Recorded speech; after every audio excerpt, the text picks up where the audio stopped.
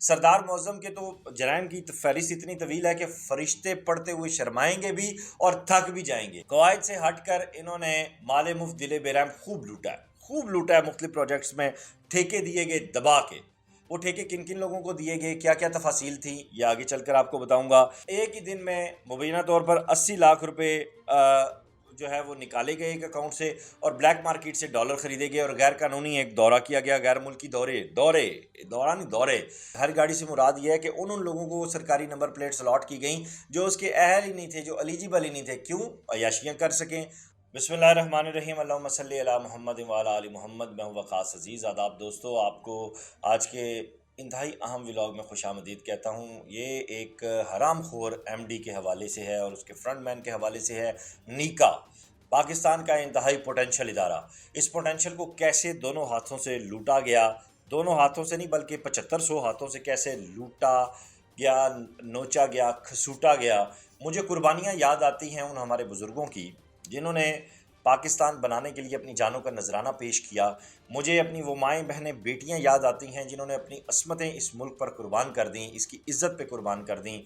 ऐसे हराम खोर लोगों को देखकर कि उन लोगों ने क्या किया इस मुल्क के लिए और ये क्या कर रहे हैं इस मुल्क के लिए, ये जो इस वक्त कहानी आपके सामने शुरू करने जा रहा हूँ, ये निका सीरीज़ का पहला व्लॉग है। ये सुनने के बाद ना ये होशरबा जो यहाँ पे ये मजालिम है, ये मसाइब जो मैं बयान करने जा रहा हूँ, आपके तोते नहीं तोतियाँ नहीं सब कुछ उड़ जाएगा। तवज्जो रखिएगा, इस वीडियो लिंक को ज़्यादा से ज़्यादा शेयर कीजिएगा। निका निका है क्या? National energy efficiency and conversation authority.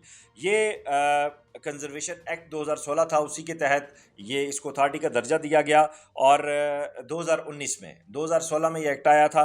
और इसका मकसद ये था कि एक बाइख्तियार एमडी हो और वो बाइख्तियार एमडी क्या करेगा कि इस मुल्क में नीका के हवाले से जितनी भी वर्किंग है, पावर सेक्टर है, हमारा एनर्जी सेक्टर है, उसमें इस मुल्क को आगे लेकर जाएगा। लेकिन एक हरामखोर शख्स की वजह से ये मुल्क अंधेरों में डूबता जा रहा है और उसने क्या क्या यहाँ पे गैर कानूनी भर्तियाँ की, अकरबा परवरी की, दिहाड़ियाँ लगाई, हरामखोरियाँ की।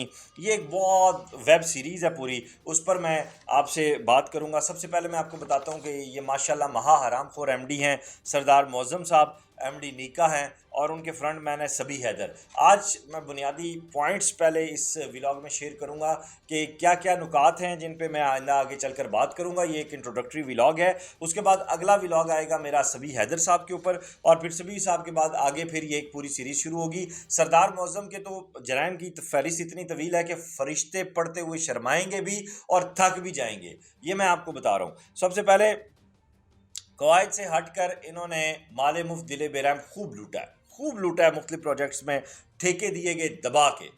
वो ठेके किन किन लोगों को दिए गए, क्या क्या तफासिल थी, ये आगे चलकर आपको बताऊंगा। ठीक है, भर्तियों में किस तरह बेज़ाब्तियाँ हुई, कैसे जाली डॉक्यूमेंट्स के ऊपर लोग भर्ती हुए, कितनी दिहाड़ियाँ लगीं, कैसे अकरबा परवरी हुई, ये भी आगे चलकर आपको बताएंगे इंशाल्लाह। ठीक है, अब ये निका का जो बोर्ड है ये दीगर किसी भी अथॉरिटी से ज़्यादा ताकतवर और बहुत डिफरेंट बोर्ड है। 17 वफाकी सेक्रेटरी इसमें होते हैं। ये गैर कानूनी धंधा उनकी नाक के नीचे हो रहा है। क्यों हो रहा है? क्या उनकी नाक के नीचे कोई सैलाब आया हुआ है जिसकी वजह से उन्हें नज़र नहीं आ रहा? अच्छा, इस तरह फिर एक ही दिन में मुबैना तौर पर 80 लाख रुपए जो है वो निकाले गए एक अकाउंट से और ब्लैक मार्केट से डॉलर खरीदे गए और गैर कानूनी एक दौरा किया गया, गैर मुल्की दौरे। ये एक अलग दास्तान है, इस पर अलग पूरी डिटेल आपके साथ कवायद और शवाहिद के मुताबिक शेयर की जाएगी इंशाल्लाह। ठीक है, अब वजारत ख़जाना ने जब पाबंदी लगाई है, जब मना किया है कि नई गाड़ियाँ नहीं खरीदेंगे, लेकिन एमडी साहब ताकतवर हैं, एमडी साहब जो है वो बहुत असर और रसूख वाले हैं, इनकी गर्दन में सरिया है, इनकी जो खाल है वो इतनी मोटी हो चुकी है कि ये किसी को खातर में नहीं लाते, किसी को कुछ नहीं समझते। ठीक है, इसलिए इन्होंने नई गाड़ियाँ भी खरीदी।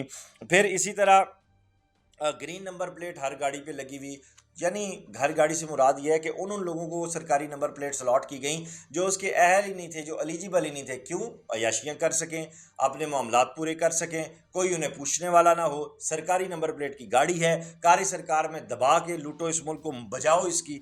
ठीक है, और फिर उसके बाद ये है कि पीडब्ल्यूडी अब PWD जो है ना वो एक सर का दर्द बना हुआ है इस वक्त हुकूमत का। ठीक है, वज़ीर आज़म ने उसे बंद करने का ऑर्डर दे दिया, लेकिन PW की दिहाड़ियाँ मैं जब देखता हूँ तो कौन से महकमे में नहीं है। और फिर सरदार मौज़म जैसे हरामखोर और करप्ट आदमी के लिए तो PWD जन्नत है। मैं वैसे भी उसे हरामखोरों की जन्नत कहता हूँ, उसे और FGHA को। ठीक है, आप PWD के साथ जो मिलकर दिहाड़ियाँ लगाएंगी वो एक अलग डिटेल है, एक अलग दास्तान है।